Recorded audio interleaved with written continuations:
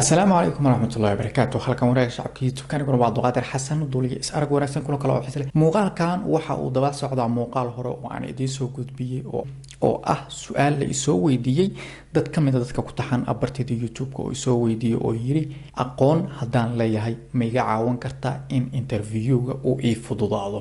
macnaha interview-ga aan galayo ee marka wadamadan qurbaha aan imaado haduu noqdo interview aan sharci ku raasanayo ma iga caawinaysaa aqoonta aan leeyahay ama waxyaabaha aan soo bartay.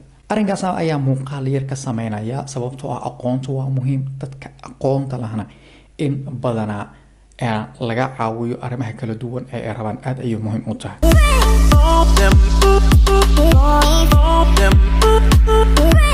ugu horeysa waxaan leeyahay haddii ay tahay marka ugu horeysa ee horyaalka shacabka YouTube aad soo booqatid YouTube subscribe inoo sar waa inoo muhiim sidoo kale muuqaalka laagtay inoo sar yes way ka caawinaysaa haddii aad tahay qof aqoon leh oo wadankii wax ka soo bartay. sidee markaa kaaga caawinaysaa markaad interview-ga galaysid marka ugu horeysa horta aqoonta aad leedahay waa inay kaa muuqataa waa midda koowaad. waxaa jira dad ay dadku moogtaa markay wax soo bartaan qofka aqoontiisa iyo cilmiga uu xambaarsan yahay way ka muuqataa inta badan dadka. laakiin dad waxa jira ayagoo wax yaqaan laftirkooda la yiraahdo qofkan waa san laakiin adigu aqoontaada waa inay ka muuqataa waa midda ugu koowaad. midda labaadna waxay tahay waa muhiim in aad hadalkaagu iyo aqoontaadu is yeelato sababtoo ah qofka interview-ga ka qaadaya laftirkiisa waa qof aqoon fiican leh waa qof waxyaabo badan soo bartay waa qof waji ahaan ku akhrin kara. marka hadalkaaga waxaad sheegaysid ama waxaad sharxaysid iyo aqoontaadu waa inay is leedahay waa midda labaad ee muhiimka. waa inaad sharaxaad fiican ka bixisaa aqoonta aad leedahay iyo waxyaabaha aad soo baratay.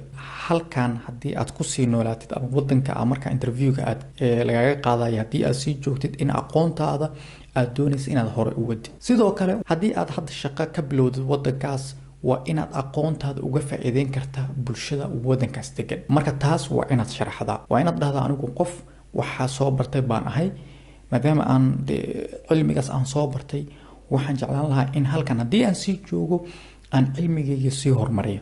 dibloma ayaan hore usoo qaatay waxaan doonayaa inaan halkan diblomadeedii aan sii wado oo master aan diyaariyo ama iskuulkaas aan soo dhameeyay cilmigaas ayaan soo bartay maadaama cilmigaas aan soo bartay waxaan doonayaa inaan halkan jaamacadan ka bilaabo oo markaas aan diyaariyo kulliyadda hiblaa'i aan diyaariyo. marka aqoontaas aan leeyahay marka hadda laftirkeeda dadka waan uga faa'iideyn karaa dadkana waan bari karaa oo iskuul ama haddii aan jaamacadda laftirkeeda aan ka shaqo bilaabo cilmigii aan soo bartay wax badan ayaan bulshada uga faa'iideyn karaa oo markaas aan sii bari karaa.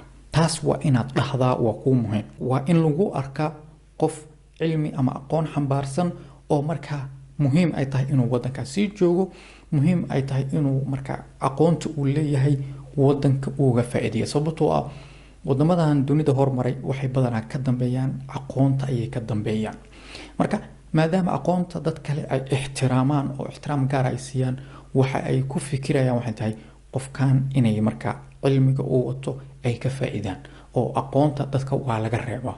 qof walba waad aragtay markuu qofku da'diisa ay sii weynaanayso mar walba qof ama laba qof ayaa lagu daraa oo dhalinyaro ah si markaa qofka cilmigii ama aqoontii u xambaarsanaa oo dadkaas sii baro. midda kalena waxay tahay sheeg inaad luqadda wadanka markaasi aad tagayso tusaale kale wadanka Jarmalka aad timid waa inaad wadanka marka interview aad ka galayso aad sheegtaa in aad luqadiisa aad wax ka baratay aad sheegtaa.